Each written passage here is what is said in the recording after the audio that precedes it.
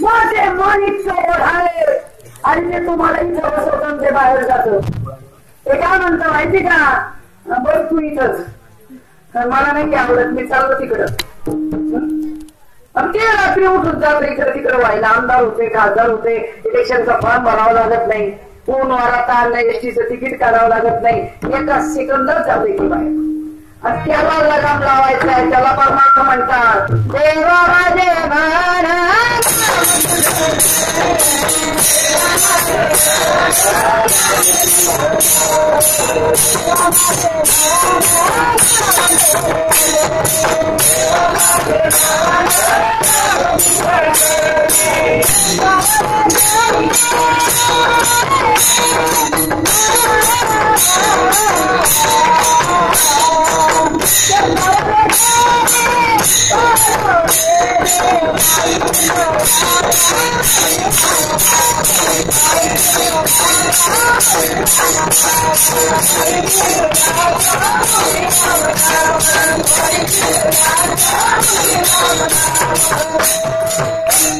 आणि मग त्या मनाला आपल्याला प्रेम लावायचे, त्याला दिशा दाखवायची. तिथे जे विषयांत झालेलं आहे त्या मनाला आपल्याला परमार्थाकडे वळवायचे. आणि म्हणून त्याचा बदल करायचा. कशाचा? मनाचा. आपला बदल नाही करायचा आहे. आणि मन नावाची वस्तू कुठे बाहेर आहे का ते, मग बदल कुठं करावं लागेल. म्हणजे असं बाहेर त्याने कसं बाहेरचे उद्योग करत रंगरंगोटी इकडे खेळायला, तिकडे बसवाला, इकडे गंधा लाव, तिकडे पाळा घाल, नाही का, तिकडे छान छोटी कर. हे किती जरी म्हणून रंगला आणि आतमध्ये जर बनलेला असेल तर काहीच उपयोगाचं नाही. आतून रंगलेलं पाहिजे. संत महात्मे आतून रंगलेले असतात आणि वेश्या वरून रंगलेली असते. सांगायची वेळ आली आणि आमचं सगळं भयंकर चालू आहे. तुम्ही सांगा, तुमच्या घराला तुम्ही रंग देता दिवाळी दसऱ्याला. ज्यांचे घर सारवायचे असतील ते सारून घेतात. घर बाहेरून रंग देतात, सारवतात का आतून, दोन्हीकडून? आतून बाहेर. जेवणाचे भांडे आतून बाहेरून घासतात का फक्त बाहेरून? कंठीलाची काच आतून बाहेरून पुसतात का फक्त बाहेरून? नक्की. पहिला शब्द कोणता वापरला? तुम्हीच बोलताय बरं का. पहिला शब्द वापरला आतून. हा, म्हणजे एकनाथ महाराजांनी सुद्धा तेच सांगितलं ना, आत हरी बाहेर हरी, हरीने बोलणे घरी. हरी कुठे पहिल्यांदा? आतमध्ये. मग दुरुस्ती कुठे केली पाहिजे? आतमध्ये. घाण कुठं होते? आतमध्ये. त्यासाठी कुठून येते? आतमधून. आणि दुरुस्ती कुठून? बाहेरून. तसं काय गुण येत? सगळ्याची संधी सांगे भक्ती करा,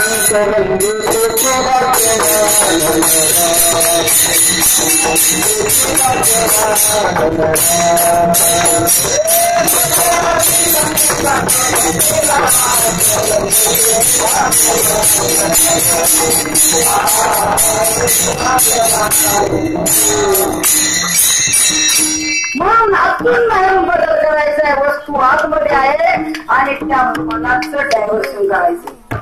त्या मनाला वर लावायचे. ते मन इतकं खट्याळ आहे, त्याला अनाधिकारचे संस्कार लागलेले आहेत आणि त्याच्यातून त्या मनाला बाहेर काढायचे.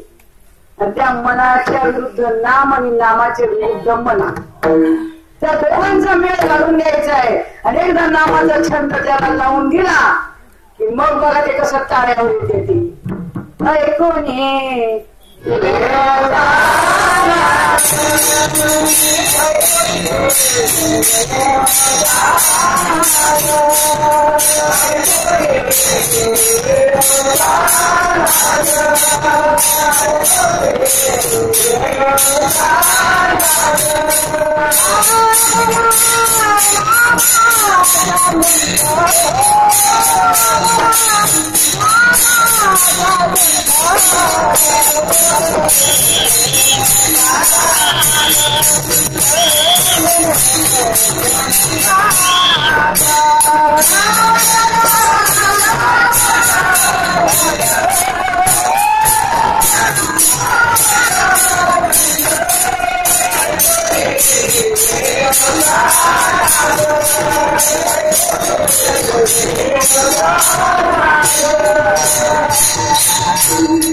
ऐकुनी वेणूचा नाद लागला नामाचा छंद. एकदा त्या नामाचा छंद लागला त्या मनाला, त्या दोघांचं मिलन व्हायला पाहिजे बरं का. त्या दोघांचं लग्न व्हायला पाहिजे, त्या दोघांचा मिलाप व्हायला पाहिजे. या श्रीवाद बाबाने या रामदास बाबाने तिच्या रूपाला लावली.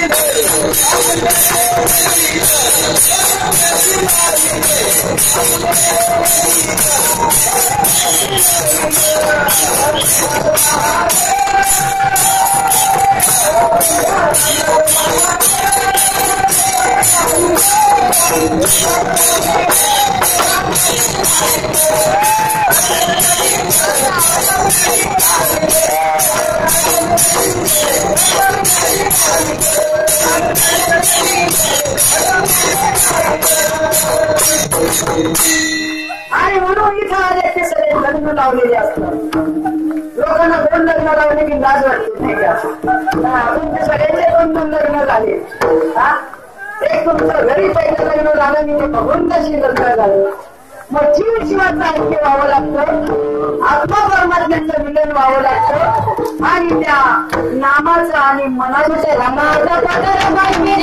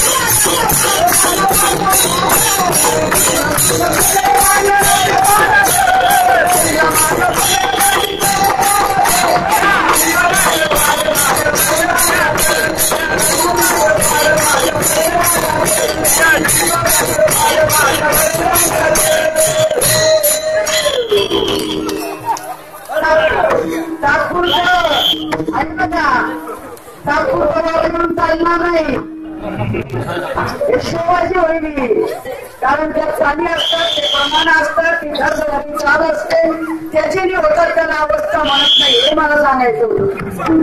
त्याच्यानी होण्याची अवस्था नसते कारण ते तिकडे वाजायला लागले की अंगण पण येतं चालत वाजतं नाही का. आणि ते वाजायला लागलं की ते ठराविक लोकांच्या अंगात आपल्याला ये म्हणलं तरी येणार नाही का. आणि म्हणून लोकांनी त्याचा अपभ्रंश केलेला आहे. माझी महाराजांनी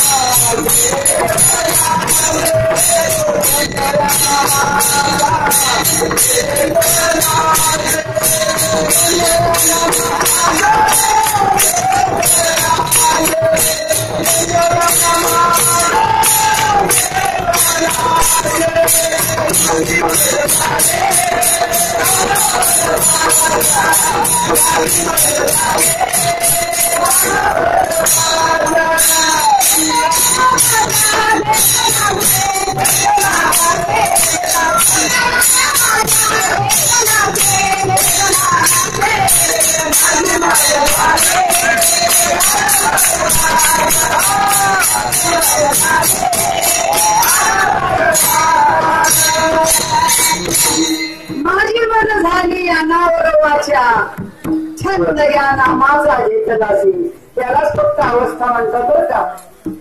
कारण की हीच विजय होऊ दशा त्या माणसाला कशाचंही भान नसतं. जर काही वाजलं तरी कळत नाही, स्वतःची मुलं वेळी तरी कळत नाही, मी कोणीतरी प्रतिष्ठित आहे पण माझ्याकडे हे सगळेजण पाहतात.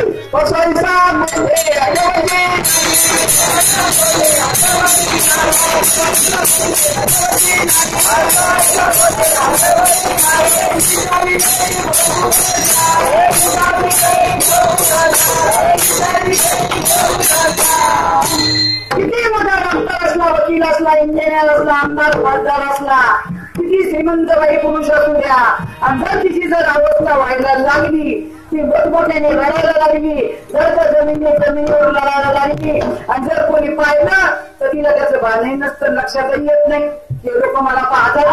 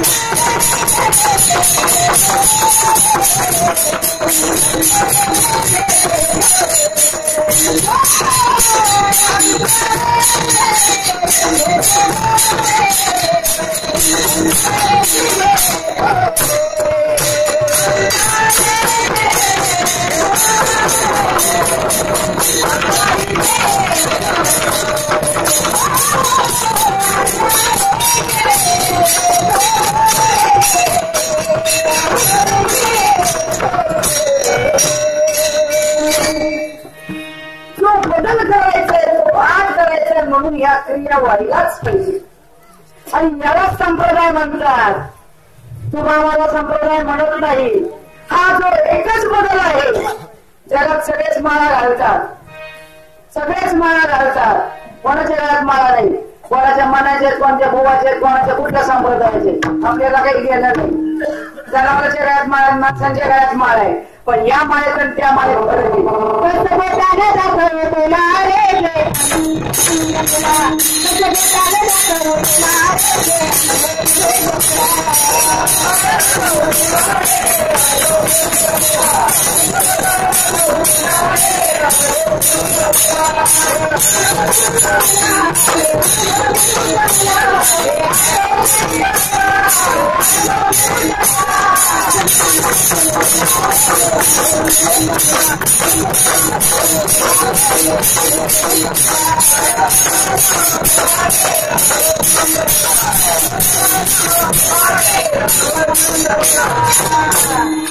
हा जो अनुभव आहे तुम्हाला कुठे मिळून पोहोचणार आहे. जे मर्मांनी अनुभूती घेतली तिथपर्यंत पोहोचणार आहे. मग याला विरोध का होतो? विरोध मायला नाहीये, विरोध तुमच्या नामाला नाहीये, विरोध तुमच्या भावाला नाहीये, विरोध फक्त या स्थितीला आहे. कारण ही स्थिती जगातून उपलब्ध करून देणार नाही. दुनियाच्या बाजारामध्ये तुम्ही फिरा, 1,00,000 रुपये द्या. 27 वर्ष झाली आव्हाने महाराष्ट्राला. जिथे कीर्तनाला जाऊ तिथे असू द्या, आळंदी संस्थानात असू द्या, नाही तर आणखी कुठे असू द्या, असा कोण माईचा इरादा असेल की त्यांनी यायचं, अनुग्रह द्यायचा आणि ज्ञानेश्वरीमध्ये 9वा अध्याय 34वा श्लोक, भागवतातला 2रा अध्याय 40वा श्लोक आणि ती स्थिती प्राप्त करून द्यायची.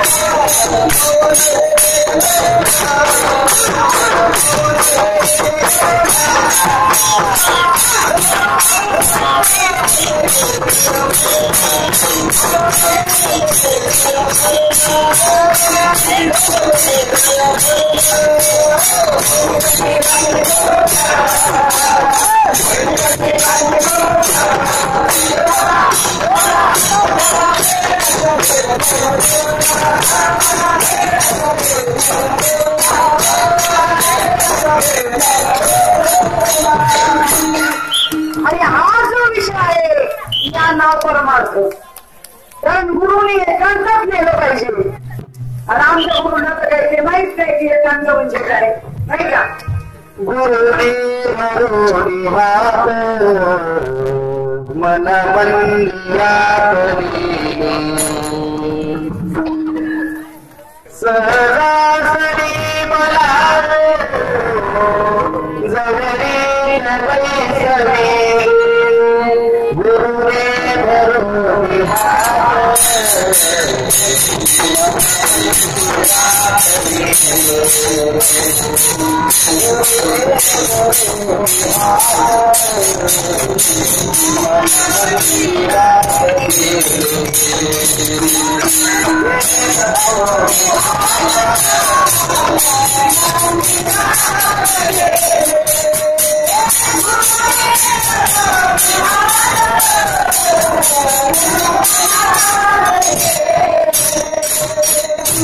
मग गुरु तुम्हाला एकांतात नेतात, मन मंदिरामध्ये नेतात. महात्म्यांनी मिळून ठेवले नशीब आपण नाही केलं. पण ते जर त्यांच्या वाचनातच कधी आलेलं नाही, त्यांना तशा लेवलचा गुरु मिळाला नाही, सांप्रदायिक संत महात्मा भेटला नाही आणि म्हणून त्यांना ती गोष्ट माहित नाही. म्हणून ती जगामध्ये नाहीये ना आहे. आणि म्हणून विश्वास केव्हा दूर होतो ज्या वेळेला आपली अवस्था परिपूर्ण होते, पूर्ण अंतरातनं मरण निघून जातो, मन विक्षेप आवरण निघून जातात. हेच ज्ञान सत्य आहे याची अनुभूती येते. आणि ती अनुभूती आल्यानंतर मात्र कुठल्याही प्रकारचा संशय निर्माण राहत नाही, शिल्लकच राहत नाही.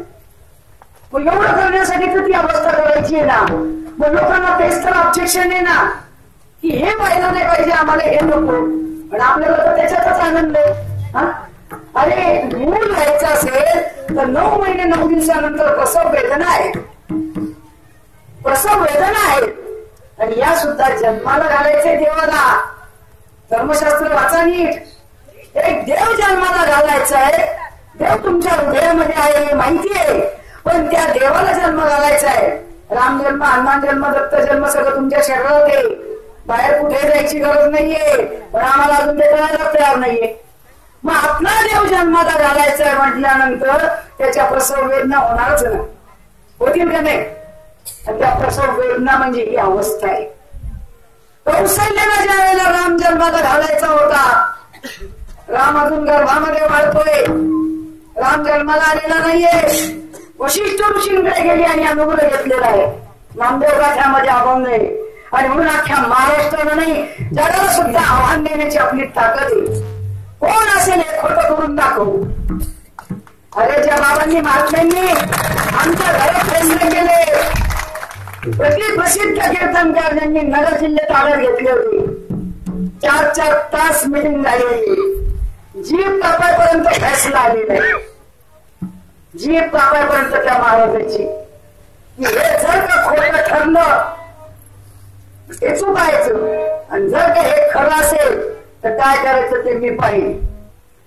जे कापून टाकेल म्हणे. गडद बैठक मोठी 4 तास बैठक बसली होती. विचार करण्यासारखी गोष्ट आहे. आणि शेवटी बाबा गेला पण वाचा बंद पडूनच गेला. महात्म्यांचे शब्द सोपले नाहीये. बाबांचा प्रत्येक शब्द तुम्हाला आचरणात आणावा लागणार आहे. बाबांचा प्रत्येक शब्द मेंदूत फिट्ट करावा लागणार आहे. तर तुम्ही परमार्थ करून उपयोगी. नुसती यांनी माळ घातली त्यांनी कीर्तन केलं आणि तो मेळाव्याला आला काही उपयोग होणार नाही. फक्त दृढ विश्वास झाली ना आपल्याला आवडतं त्या नामाची. मग याच्या व्यतिरिक्त जगामध्ये काहीच नाहीये. 1 लाख रुपयाचं आव्हान कोणी अजून स्वीकारू शकत नाही. एक बाईचा लाल अजून जन्माला आलेला नाही. 1 लाख रुपयाचं पॅकेट लोक कॅश ठेवल्या रक्षामित्र गायकवाड्यांकडलं कुठूनही वर्गणी काढणार नाही. कोण बाबा असेल त्यांनी यायचं, समोर बसायचं, अनुग्रह द्यायचं आणि अवस्था करून दाखवायची. लगेच 1 लाख रुपयाचं पाकिट उचलायचं. का बरं अजून एका बाबाने आला? 27 वर्षात अजून एक जण समोर आला नाही.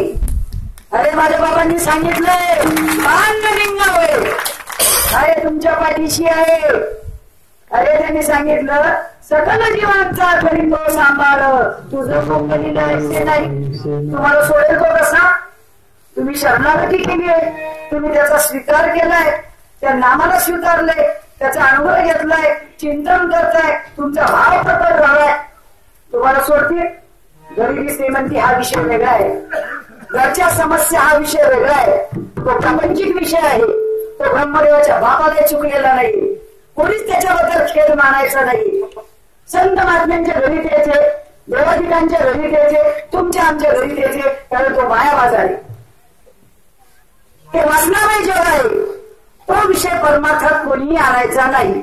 हे परमार्थ पडलं तरी आम्हाला सुख मिळायला तयार नाही. आम्ही माळा घातलं तरी आमची पोरं सुधारायला तयार नाही. आमची बायको व्हायला तयार नाही. हे सुधारणार नाही. प्रारब्धची जोडे धन, प्रारब्धची वाले माल. ज्याला मिळायचे त्याला भरपूर मिळेल. त्याला काही नाही मिळायचं त्याला काहीच मिळणार नाही. कुठं बसता त्याचा न्याय निवाडा करत.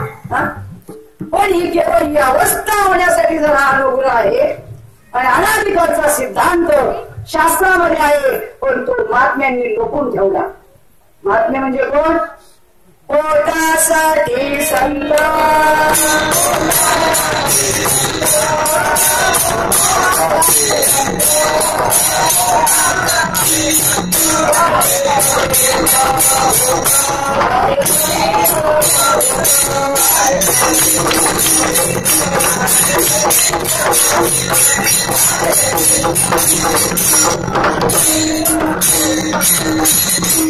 कलित बघा. पोटासाठी संत झाले. कलित म्हणजे कलियुगात. बाबा बोलत होते आणि जे बोलणारे बोलत असतील ते बाहेरच्यांसाठी बोलत नाही. पहिल्यांदा फिट्ट करा. काही काळात लोकांना वाटायचं बाबा बोलतात बाबा बोलतात. काही लोक कानात जाऊन सांगायचे बाबा एवढं परखंड नका बोलू. बाबा असं कीर्तन नका करू. तुला कोण सांगणार? तुझ्या हाताला काही अडकलेले. तू कुठे काही नमताय निंदाय म्हणून तू परखड बोलत नाही. हा निंदा असतील ते बोलणार नाही. ज्यांच्या हातात अडकलेले नाही ते बोलतील. पैशासाठी परमार्थ नाही की मला यांनी इतके आधार द्यावे त्याच्याकडनं मला इतका फायदा होईल म्हणून मी त्याला बोलणार नाही. अरे तसा खब्बा बसला तरी बोलला पाहिजे. जा साधू संतांनी आपल्या घरात तुळशीपत्र ठेवलंय. सत्य कशाला म्हणतात? सत्य हे कटू असतं. सत्याने खरं बोललं तसा खेळला सुद्धा वागतो असेल. तो काय घेणे त्याच्याशी? जे खरंय ते खरंय. पटतं का? हे नाही त्याच्या दिशेला निघून जा. मग विचार करण्यासारखी गोष्ट आहे की ज्या महात्म्यांनी परकड भाषेमध्ये सांगितलं, परकड भाषेमध्ये सांगितलं आणि तुम्हाला सांगितलं तुम्ही काही काळजी करू नका. तुम्ही काही काळजी करू नका मी आहे. मग त्यांच्यावर आपला विश्वास पाहिजे ना. अरे आपण काहीच करणारे नाही. सगळं ते करणार आहे. मग इतरांच्या माळांमध्ये आणि आपल्या माळांमध्ये काय फरक आहे म्हणून त्यांना अवस्था होत नाही ना आपल्याला होती. बाबा नेहमी दृष्टांत सांगायचे तुम करते हम करते लेकिन थोडा थोडा हे रहे. तुम करते हम करते लेकिन थोडा थोडा हे रहे. मग त्याच्यासाठी आपण दृष्टांत पाहूया. भजन करा.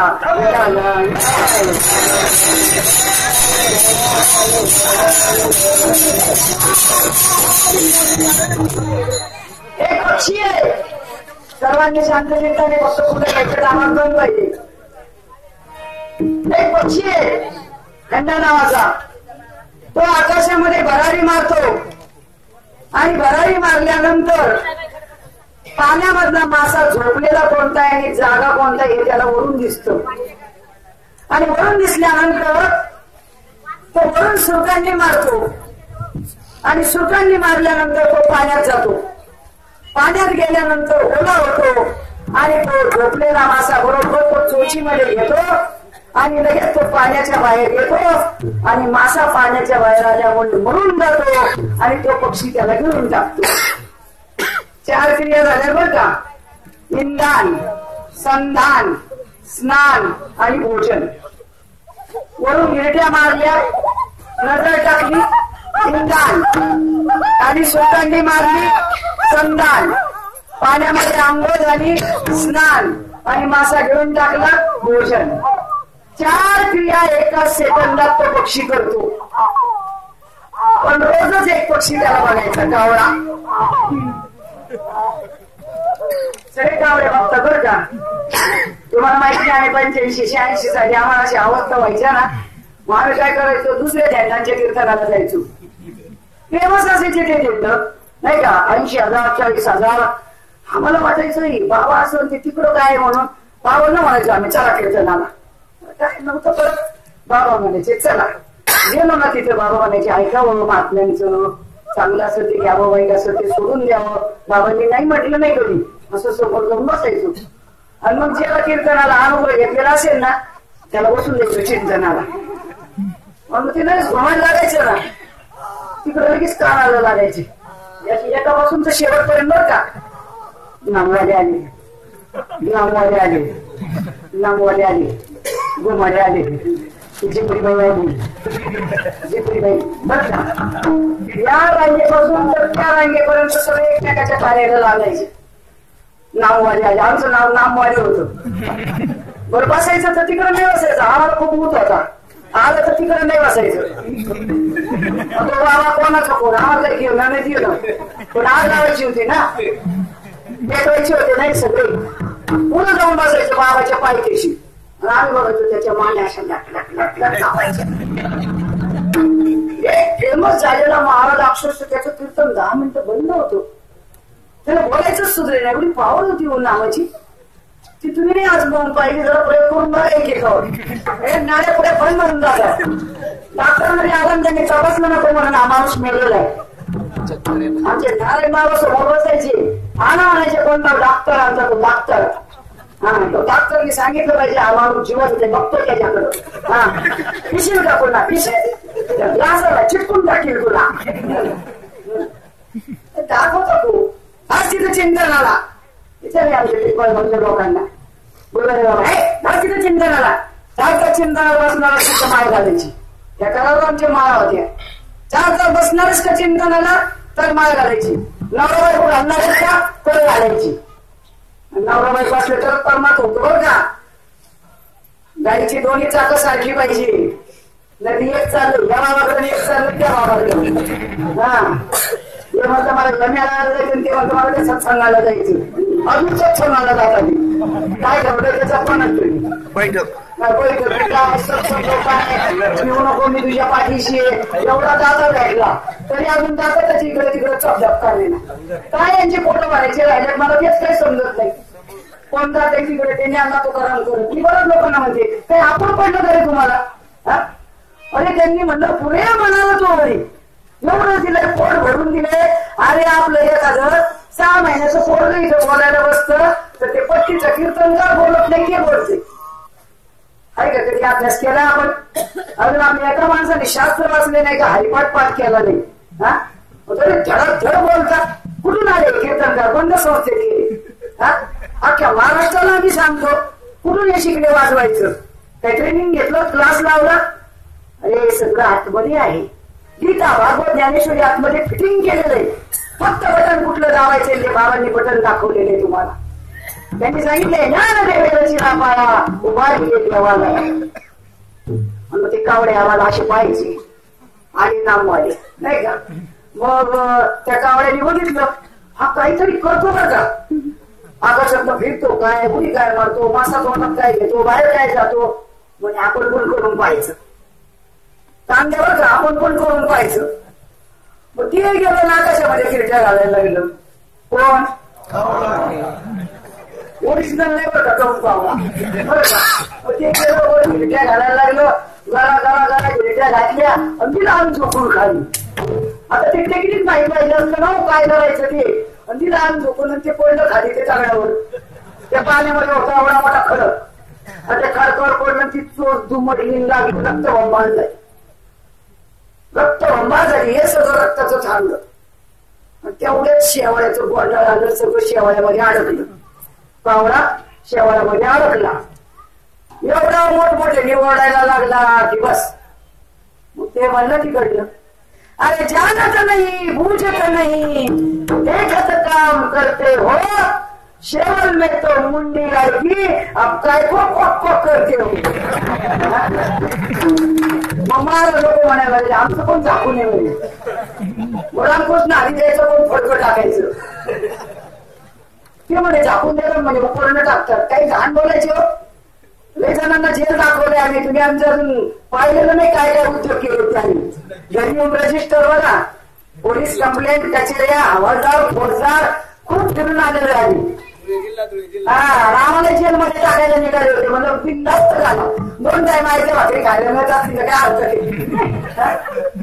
आईच्या भाकरी आपले लोक गायकवाड जेलमध्ये टाकायचं म्हणजे म्हणलं बिनधास्त टाका. विचार करण्यासारखी गोष्ट आहे की आज त्या महात्म्याने एवढं करून ठेवलं आणि बगरेन कावळे बघतात ते आणि आपल्याप्रमाणे करायचं पाहतात ते. झाकून देतात ते. कोणाला विचारा का तुम्हाला माळ घातली, काय दिलं, आमचं पण झाकून दे. मग आपण याने सांगितले रामकृष्णाने दोन चिदानंदी ओम भगवते मामा हा त्यातलंच आहे म्हणे आमचं. मग त्यातलंच आहे ते काय झाकून दे, सगळं उघडच आहे. अरे ते उघड आहे झाकलेलं त्याला काय माहिती आधी कसं होतं ते. त्याला झाकायला जागा नाही, उघडायला जागा नाही, ते आहे कसंच आहे ना. पण यांना अनाधिकारचा सिद्धांत नाही. माझ्या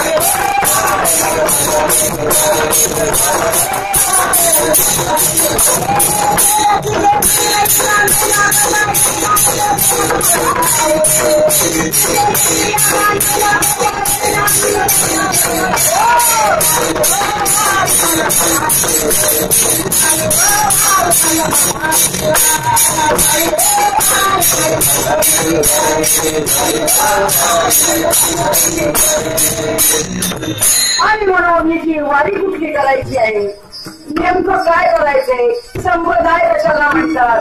आणि त्याला खानदान पाहिजे ना. जन्म झाला तरी वंशावळे, लग्न केलं तरी वंशावळे. बापदादाची खानदान आहे. हा जगाला मला खानदान नाही बरं का.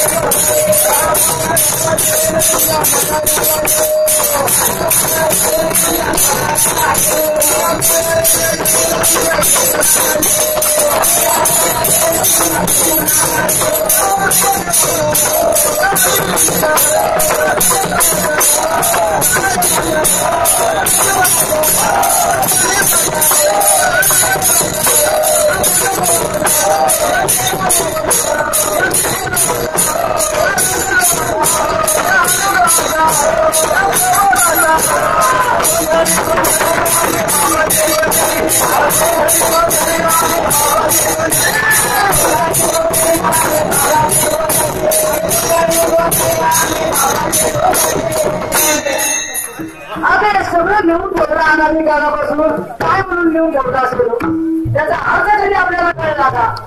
गोंधळ आत घालायचा का बाहेर घालायचा. गोंधळ आत घालायचा आहे आणि मग आजचा गोंधळ बाहेर येतो नाही का. मग तो श्रीपाद वाहनाची फक्त जागृत केला.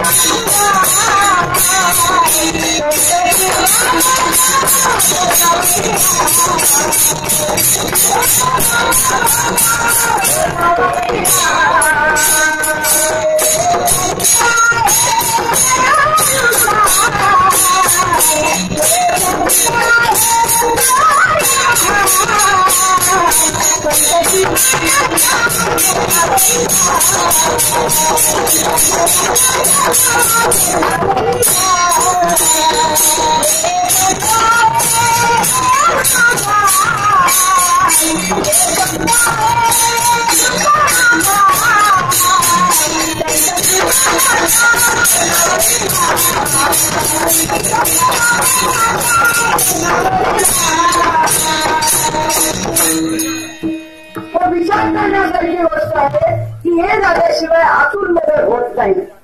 आणि हे कार्य सगळ्यांपर्यंत पोहोचवण्यासाठी त्या महात्म्यांनी त्यावेळेला त्या बीजाचं रोपण केलं. ठीक आहे, पण त्यांना कळून चुकलं की हे सगळ्यांपर्यंत पोहोचायला पाहिजे. आणि म्हणून त्यांनी प्रत्येक तालुक्याला जिल्ह्याला अधिकारी नेमला आणि त्या अधिकाऱ्यांना ते कार्य करून घ्यायचं. आणि म्हणून ती सत्ता सोपवली आणि त्याप्रमाणे तो अधिकारी त्या जिल्ह्यात ते काम करू लागला. आणि म्हणून त्या प्रत्येक भागामध्ये तो विषय जाऊन पोहोचला. जाऊन पोहोचल्यानंतर आपण कोणाच्या जीवावर अधिकारी झालेलो आहोत? आपल्याला कोणामुळे पाय पडतात? आपल्याला कोणामुळे आपला प्रपंच चाललाय? त्याच्यामुळं आज जी जनता नाराज आहे.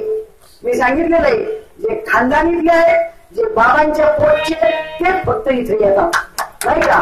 परंतु ज्या वेळेला मी मंदिराचा प्रस्ताव मांडला, 9 वर्ष इथं मेळावा होत होता. सगळेच येत होते, रथी महारथी अधिकारी सगळे होते आणि इथे येत होते आणि मेळावा होत होता. त्यानंतर ज्या वेळेला मी मंदिराचा प्रस्ताव मांडला, त्या वेळापासून सगळे यायचे बंद झाले. आम्ही म्हटलं कोणाला येऊ नका, आम्ही कोणाचे हातपाय धरले, आम्ही कोणाला विरोध केला. अरे तुम्ही एकायची नाही करणार, तुम्ही नुसतं बाहेर सांगता आपण गुरुबंध आहोत, एकमेका सहाय्य करू, अवघे धरू सुपंथ, सगळ्यांनी मिळून कार्य करायचे. आता एखादं पाहिलं की दुसऱ्याला तीच पुष्टी, हो त्याची तारीख नका घेऊ, माझीच घ्या. त्याला नका बोलू, माझाच बोलवा. कशाला रे भाऊ, कशाला? त्याला ज्याचा ऐकायचं त्याचा ऐकू दे ना. विचार करण्यासारखी गोष्ट आहे. बाबांनी कधी पाकिट उघडून पाहिलं नाही. आयुष्यात त्यांचं पाकिट कोणी सांभाळलं माहित नाही. 10-20 रुपये मिळत होते. घरादारावर तुळशीपत्र ठेवलं, झोपायला जमीन, पांघरायला आकाश, हातावरती चटणी भाकरी खाऊन एसटी मध्ये प्रवास करावा, 6-7 किलोमीटर पायी जावं. हे नेहमी सांगण्याची गोष्ट नाहीये. आणि एवढं केलं तुम्ही म्हणता ठीक आहे, तो काळ होता. आता तुमच्या नशिबाने एसी कार असतील, व्हिडिओ कॅमेरे असतील, व्हॉट्सअप असेल, मोबाईल असतील, सगळं काही असतं, तर त्याची शान राखून राहा. अजून तावडीत सापडलेले नाहीये. जर का एकदा वानरशाला गोळा केली आणि एकेकावर जर झाड घालायला सुरुवात केली तर सगळ्यांची कीर्तनं बंद होती. आणि हा संप्रदायाचा माझा नियम राहील. जरी संप्रदायाने तज्ञ नियम नाही जरी काढला तर मी काढेल, कारण आम्ही 4-5 जणांनी बाबा 10 वर्ष अनुभवली. विचार करण्यासारखी गोष्ट. 10,000 द्या, 5,000 द्या, गाडीचं भाडं देतात का, स्पेशल गाडी पाठवतात का, खायला चांगले पदार्थ करतात का? अरे ते बिचारे परमार्थ करतात हे पहा ना. लोकांना परमार्थाला एक भाविक मिळत नव्हता, एक अनुभव घ्यायला माणूस मिळत नव्हता त्या काळामध्ये. विचारा जुने लोक चहा शिकली होती, त्या काळात कसे जात होतो. आता मिळतंय ना तुमच्या नशिबाने. मग आता तुम्ही हे रगडे डोळे कशाला लावले? तिकडे पाहिला असं उठ सुद्धा अनुभव देतात, चालतात चालले. तेव्हा विचारायचं कोणाकडून अनुभव घेतलाय? अमुकाकडून. पुन्हा त्याची माझी गाडच नाही म्हणे तिकडे आनंद संस्थानात सुद्धा. मग पुन्हा तुमची गाठ कधी होणार? कोणी सांगितलं असे अनुभव द्यायला? मलाच मी सांगितलं रेकॉर्ड पाहिजे. आणि रेकॉर्ड नाही ठेवता आला तर त्या गावच्या लोकांनी रेकॉर्ड ठेवायचे. उद्या ते महात्मे जरी निघून गेले तर तुमच्याकडे रेकॉर्ड पाहिजे. कुणी अनुभव घेतला, कुणी प्रबोध घेतला, कोण सांभाळते, आपल्याला नाही सांभाळता आलं, दुसरा अधिकारी आपल्याला तिथे बोलवता आला पाहिजे. सिनियर लोकांची गरज राहिलेली नाही. अरे ज्याच्या जेव्हा एवढं कोट्यावधीचं संस्थान झाले, सगळी सत्ता हातात दिली, सगळा पैसा हातामध्ये दिला. तेव्हा एका महात्म्याचे शब्द ऐकले, ताई भाऊ तुम्ही हे करू नका, आपल्याला परमार्थ करायचंय. पंक्ती नाही जीव घालायच्या, मठाला नाही बांधायचे, देवळं नाही बांधायचे, संस्थानं नाही करायचे, शेतीचा जमीन जमला नाही घ्यायचा. प्रत्येक कीर्तनदार जमीन घेऊन राहिलाय, प्रत्येक जण मठ बांधून राहिलाय. आणि इकडे कीर्तनामध्ये प्रमाण सांगायचे, ये मठादी प्रत्येचे बुद्धी धन धान्य स्नेह समृद्धी नाना वाढविता जीवा समृद्धी जीवात्मा विशुद्धी नाहीला. कोणी यांना जमिनी घ्यायला सांगितल्या. आणि कीर्तनात सांगतात, मोह मायेतून बाहेर व्हा, वासना घालवा. काय ठेक्यात सांगतात साधी घेऊन गेल्या का यांच्या वासना. आता मी 100 घेतली उडाल एकर बांधून जाणार आहे, 100 एकर उडाल घेऊन जाणार का? म्हणजे पुन्हा भांडणार, ही कोणाची कोणाची. इथे एक सांभाळायचं आहे ना. सगळ्यांच्या नतमस्तकासाठी फक्त एक बांधलं तर ते सुद्धा पाहायला कोणी तयार नाही. येतो का एक तरी मायचं लाल इथं. बाबांच्या जीवावर कीर्तन करतात, बाबांच्या नावावर तुम्ही अधिकारी झालेले आहेत, एवढ्या लोकांना अनुभव देता, गावाच्या गावावर तुम्ही कमावता, बरेच लोक बंगले बांधतात, इस्टेटी कामा करतात. प्रत्येक साधकाला सांगतात 5,000 द्या, 10,000 द्या. आम्ही गाणाने ऐकतोय, सिमेंटच्या वाणे द्या. तुमच्या बाबांनी ठेवलंय का? अनुभव त्यासाठी आहे का? भक्ती करायची का बाबा लोकांना पैसे द्यायचे? आणि बाबा लोकांना पैसे देण्यासाठी जर कोणी परमार्थ करत असेल तर अजिबात कोणी मला घडणाऱ्यांना अनुभव देऊ नका. जिथं खरं असेल तिथं जाऊन अनुभव घ्यायचा. मला 2 दिवस लेट लागेल. आणि बाबा लोकांनी की मान्य नसेल आणि त्यांची अजिबात नादी न लागता तुम्ही प्रश्न विचारला पाहिजे. काय भाऊ तू श्रीपादरावांकडनं अनुभव घेतलाय ना, मग तू तिथं दिसत का नाही मांडवामध्ये? हाय काय कशी तरी पण विचारायची गुरुला. अरे मालिकेत फोटो छापतात, मालिकेत फोटो छापतात, कशासाठी छापायचे? त्या मार्गाचा शेवटपर्यंत फोटो लागतात. नाशिकला एवढी मोठी सभा झाली, सत्संग सभा झाली, हे 2-4 महात्मे आले आणि तिथं जाहीर केलं 12 पुरुष कोण, फैसला होत नव्हता. एकही महात्मा नीट कार्य करत नाहीये, 4-4, 6-6 अभ्यास आहेत त्यांच्याकडं, कोणाला अवस्था होत नाहीये. आणि हा महात्मा जे खुलास देत होता आणि कार्य करत होता. आमचा आम्ही निर्णय घेतला, कोणाची सुद्धा परवानगी घेतली नाही. समोर मिळाले आपण साक्षीला आहे. आमची आम्ही परवानगी घेतली आणि आमच्या आम्ही मालिका छापल्या पाहिल्या. आणि पाचशेला त्याचं उद्घाटन केलं. आणि त्यावेळेला बाबांनी एकच शब्द सांगितला की माझ्यानंतर मुरवळे बाबांचा फक्त फोटो ह्याच्यात घालायचा, विषय संपला. तुम्ही कोणाच्याही मालिका विकायला लागली, ही अज्ञानी जनता कोणाचे फोटो घरी नेऊन पुजल, काय संबंध आहे त्यांचा? कोणाचे फोटो पुजण्याचा आणि मालिका घरामध्ये ठेवण्याचा अधिकार नाहीये. मालिका केव्हा छापायची? आज अजून आपल्याला लवलेच गेला नाही. अजून आपण पत्रिकेत नाव नाही छापलं तरी रुसतो, पाकिट कमी दिलं नाही तरी रुसतो, तारीख नाही घेतली तरी रुसतो, नाही का? लग्नाचा अंत्य नाही घेतले, कपडे नाही घेतले तरी रुसतो, पाय नाही पडलं तरी रुसतो. काय केलं रे तुझं? बाबासारखं झालंच का तू? अरे बाबासारखं कोणीच होऊ शकणार नाही, दुसरा होणे शक्य नाही. कारण विडेवरी त्याची पाहुणे समान तोची एक दानशूर दाता. अरे काय केलं त्या महात्म्यांनी? नुसतं कॅन्सर झाला म्हणून डॉक्टरने डिक्लेअर केलं आणि त्याच वेळेला ज्ञानेश्वरी हातात घेतली, सांगितलं मला ऑपरेशन करायचं नाही, माझ्याकडे पैसे नाहीये, नंतर घेता येईल. अजिंना विचारत जाऊन जरा रेकॉर्ड आहे अजिंना. ज्या वेळेला बाबा घरी आम्ही फक्त ज्ञानेश्वरीचा आधार घेतला आणि अशा कंडिशन मध्ये विद्यापीठला आले होते. त्या काळातले फोटो बघा, त्यांचे ओळखू सुद्धा येणार नाही बाबा. त्या कंडिशन मध्ये ती जी परमार्थाची ज्योत पेटली गेली, कारण हे कार्य व्हायचं होतं त्यांच्याकडून, एवढं कार्य व्हायचं होतं आणि म्हणून ते कार्य घडलं. आणि नंतर चेकिंग वगैरे त्या डॉक्टरने सांगितलं अल्सर नाही, कॅन्सर नाही, काहीच नाही. कुठे गेला तो कॅन्सर? काही नव्हतं. हे कार्य करून घ्यायचं होतं म्हणून ती भगवंतांनी योजना केलेली होती. तरी ते काय लोहे महाराज पण काय बीज शुद्ध आहे. अरे जरा त्या महात्म्याचं आचरण करा. फार मोठ्या श्रीमंत आहे बाबाची लेकरं आहोत आपण, कधी कमी पडणार नाही एवढी गॅरंटी घ्या तुम्ही. कधीच कमी पडणार नाही. कोणाला जेवढ्याने अनुभव घेतले त्यांना कधीच कमी पडणार नाही. हा दृढ विश्वास ठेवा तुम्ही. आणि हा दृढ विश्वास करण्यासाठी आपल्याला अष्टसात्विक भाव होणं खूप गरजेचं. नुसती माग घालून होणार नाही. त्या दिवशी बरं काय करायचं, एका ठिकाणी बसल्या त्या मागच्या वर्षी मी आलो काय ते कधी अनुभव घेतले, अवस्था वगैरे होते का? त्या बाईने वेगळंच उत्तर दिलं. तेव्हा म्हणे ते अमुक अमुक ते नरेंद्र महाराज आमच्या स्वप्नात येतो, तो आम्हाला सांगतो हेच खरे.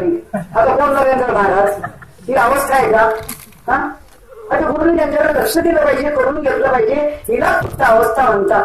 काय बाबांच्या काळात आवाजाने कीर्तनाला उभं राहिले ना, तर तिथून असं माशासारखं यायचं, तर कोणाला धक्का लागत नव्हता. काय किमया कोणात नाहीये ही ताकद, कोणात नाहीये ही ताकद. हा आत्मसाक्षात्काराचा अनुभव आत्मापिंडातून ब्रह्मांडात न्यायचा असतो, सोपी गोष्ट नाहीये. आणि तिथून तो माणूस सुरकंडी घेऊन इथपर्यंत यायचा. कोणाकडे आहे ही ताकद? असे जाणा एखादा बाबा. आणि अशा बाबांच्या पोटचे आपण आहोत, अशा संप्रदायातले आहोत. आणि म्हणून आपला दृढ विश्वास वाढवायचा आहे. आणि तो वाढवण्यासाठी ज्यांना अवस्था झाली नसेल त्यांनी अवस्था करायची आहे. इथे त्यासाठीच यायचंय. नवे नवे चिंतन आणि अवस्था होऊ द्या. कोणी टिचक्या मारून करेल, कोणी भजनं म्हणून करेल, ती होईल पण खोटी होईल. फक्त सात्विक भाव होती. माझ्या बोलण्याचा राग मानू नका, होतील पण सात्विक भाव होतील. पण अष्टसात्विक नाही होणार. आणि अष्टसात्विक जोपर्यंत आतून होत नाही, उर्मी उठत नाही, तोपर्यंत या कार्याची महती कळणार नाही. तुम्ही किती पंक्ती घाला, काही करा, काही उपयोग होणार नाही. आणि म्हणून हा दृढ विश्वास जर वाढवायचा असेल तर महाराज पहिल्या चरणात सांगतात,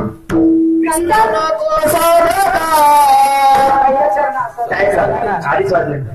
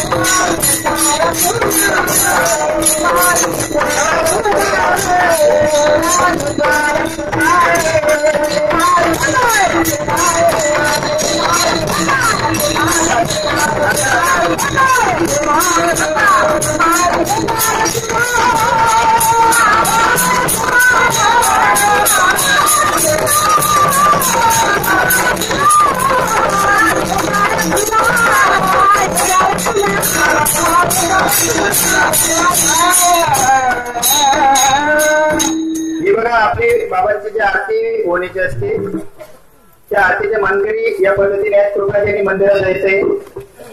हरिभक्तपर आहे धनंजय भाऊ म्हात्रे, सौ म्हात्रे, रवींद्र पाटील साहेब, पाटील ताई, हरिभक्तपर आहे विश्वनाथ पाटील आणि पाटील ताई, चंद्रकांत चव्हाण आणि चव्हाण ताई, दीपक रामचंद्र भोईर आणि भोईर ताई, बंधुरे सातपूर